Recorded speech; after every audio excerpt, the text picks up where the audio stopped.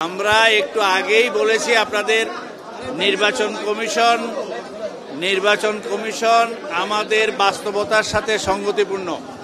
নির্বাচন কমিশন দীর্ঘ প্রচেষ্টার পর মানে যেইভাবে আমাদের জাতীয় নির্বাচনে যে অমোচনীয় কালি ব্যবহার করে সেটি আমরা জোগাড় করি।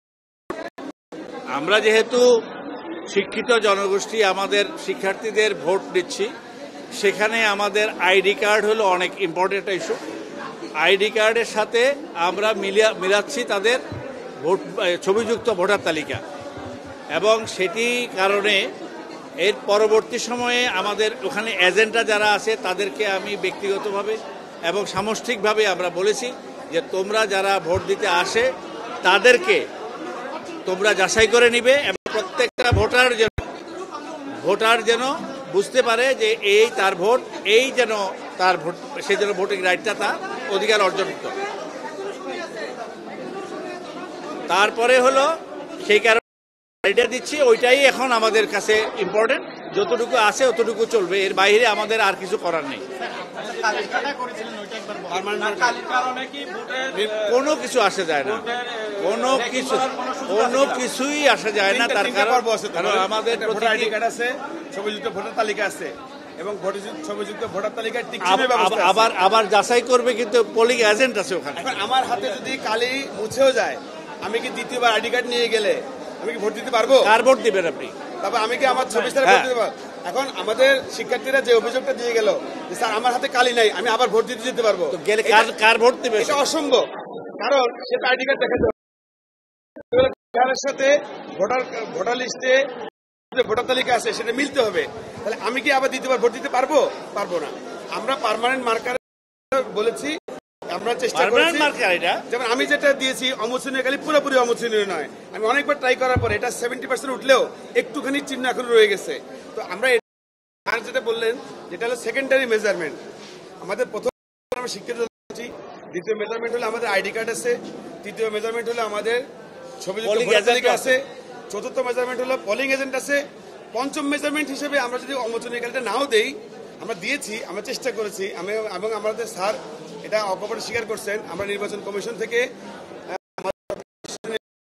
জাতীয় পর্যায়ে নির্বাচন কমিশন চট্টগ্রাম, ঢাকা করেছি। আমাদের কমিশনাররা চকবাজারের এমন কোনো দোকান নাই যেখানে অমোচনীয় কালির জন্য খোঁজ করেন নাই। আমরা সাংবাদিকদের বলছি, আপনারা যদি কোথাও পেয়ে থাকেন আমাদেরকে জানাবেন, তাহলে আমাদের ব্যর্থতা স্বীকার করে নিব।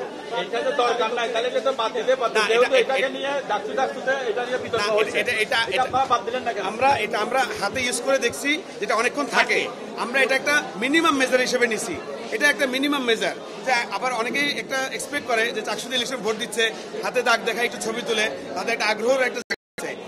সানশাইন আটা ময়দা সুজি, ভালোবাসায় তৈরি 100% অমোচনীয় নয়, এটাকে 100% অমোচনীয় বলা যাবে না। কমপক্ষে এটা অনেকক্ষণ থাকবে, এটাকে একদম পুরোপুরি ক্লিন করা যায় না। মানে এটা বলতে চাচ্ছেন এটার কারণে ভোট রেকিং করার কোনো সুযোগ নাই। আপনি কোনোভাবে আপনি এখানে বিশ্ববিদ্যালয়ের শিক্ষক আছে, ছাত্র আছে, একজন ছাত্র ভোট কেন্দ্রে যেতে হলে ভোটার আইডি কার্ড নিয়ে যেতে হবে। আমি যদি আগে ভোট দিয়ে ফেলি, আমি ভোটার আইডি কার্ড নিলে, দ্বিতীয়ত আমার একটা ভোটার নাম্বার আছে, ভোটার আইডি কার্ড নাম্বার আমি একবার ভোট দিয়ে ফেলছি, টিক চিহ্ন পড়ে গেছে। আচ্ছা, আইডি কার্ডও চেক করা হচ্ছে। আচ্ছা, না আইডি কার্ড তো চেক করা হচ্ছে সেন্টারে। আইডি কার্ড সাথে ঢুকবে কিভাবে? তিনটা পর্বে আইডি কার্ড দেওয়া হচ্ছে। শুনেন, কারণ ওখানে যদি আইডি কার্ড যদি চেক না করে তাহলে তার নাম্বার কোথেকে দেখবে? আমার আইডি কার্ডে তো পোলিং এজেন্ট আছে, আমার আইডি কার্ডে আমার নাম আছে। শুনেন আপনি, আমাদের ভোটার লিস্টে ভোটারের কি না আছে, নাম আছে, তারপরে ভোটারের সিরিয়াল নাম্বার আছে, আইডি কার্ডে তার আইডি নাম্বার আছে। তাহলে এগুলো দেখি তো আমি চেক করতেছি। এক, দুই হলো তার ছবি চেক করতেছি। এইটার পরে